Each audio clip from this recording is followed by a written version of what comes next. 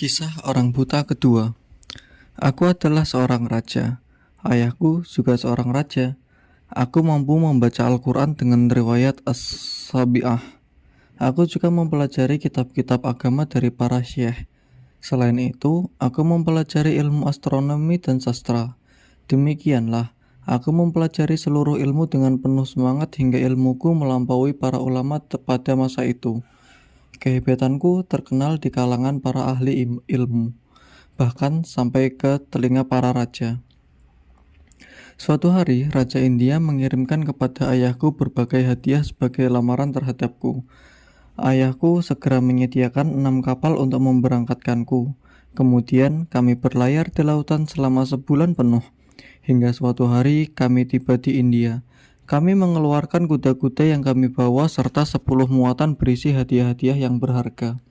Saat kami berjalan menuju istana raja, tiba-tiba ada gumpalan debu yang membumbung. Sebentar kemudian, angin meniup debu-debu itu dan udara kembali bersih.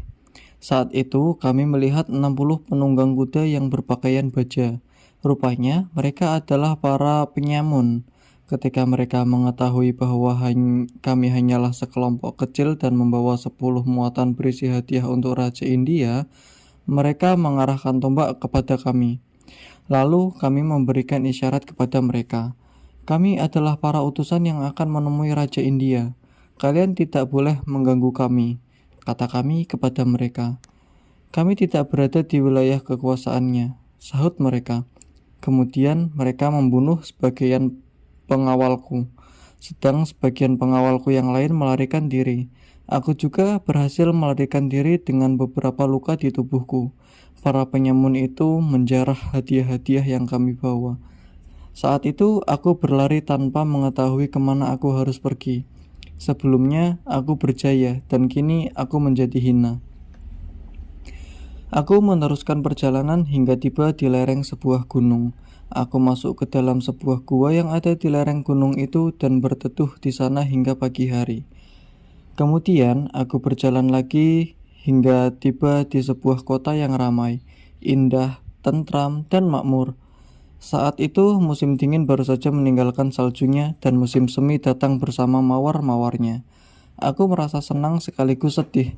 Aku senang karena telah tiba di suatu kota dan sedih karena berada dalam keadaan yang demikian lelah setelah berjalan terus hingga tubuhku pucat karena kecapean. Aku juga dilanda perasaan khawatir dan duka. Aku memasuki kota itu tanpa tahu kemana aku harus pergi. Kebetulan sekali aku melewati seorang tukang jahit yang sedang duduk di tokonya. Aku memberi salam kepadanya dan ia membalas salamku, serta menyambutku sambil mempersilahkanku duduk. Ia tanyakan sebab-sebab keberadaanku di kota itu.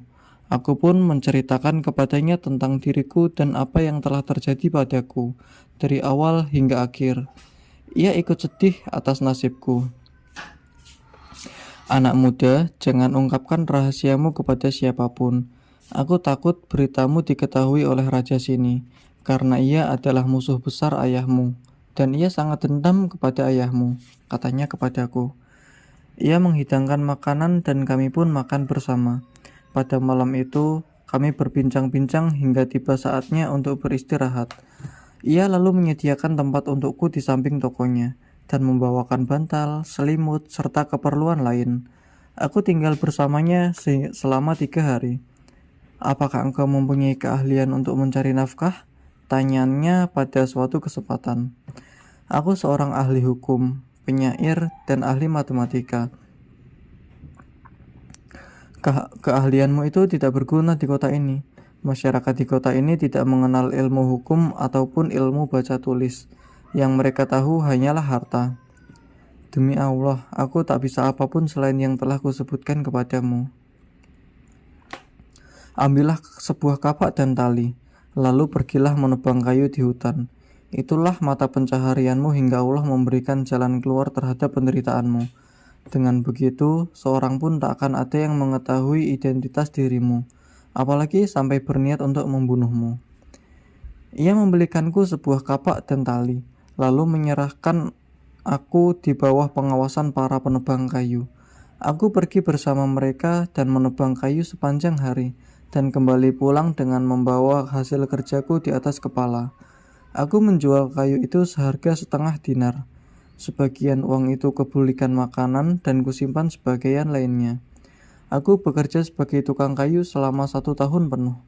Suatu hari aku pergi ke hutan. Setelah masuk jauh ke dalam hutan, aku menemukan serumpun pepohonan. Aku memasuki rumpun itu menuju sebatang pohon dan menggali sekelilingnya dengan kapak, serta menyingkirkan tanah dari akarnya. Saat aku mengapak pohon itu, tiba-tiba kapakku mengenai benda yang sangat keras. Ternyata benda itu adalah sebuah cincin yang menempel pada sebuah papan kayu. Setelah kubersihkan tanah yang menutupinya, aku mengangkat papan itu yang di bawahnya ternyata ada sebuah tangga.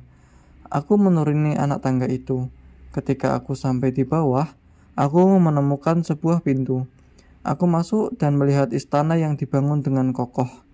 Lalu aku lebih masuk lagi ke dalam dan melihat seorang gadis cantik yang tampak bersinar seperti sebuah mutiara. Kecantikannya menghapuskan seluruh kesedihan serta mampu memikat orang yang paling pandai dan bijaksana sekalipun. Ketika aku memandangnya, aku segera bersujud kepada Allah yang Maha Pencipta, karena betapa cantik dan indah ciptaannya itu. "Siapakah engkau? Seorang manusia ataukah jin?" tanya gadis itu sesaat ia memandangku. "Aku seorang manusia," sahutku. "Apa yang membawamu ke sini?" "Aku telah hidup di tempat ini selama 25 tahun dan tak pernah melihat seorang manusia pun." Ku perhatikan ia, kata-katanya begitu manis. "Wahai putri yang cantik, Allah lah yang membawaku ke tempatmu ini. Barangkali ia hendak menghalau kesedihanku," ucapku. Lalu kuceritakan kepadanya riwayat kemalangan nasibku, dari awal hingga akhir. Ia turut bersedih dengan kisahku. "Aku pun akan menceritakan kepadamu tentang kisah hidupku," ucapnya. Kemudian gadis cantik itu pun bercerita.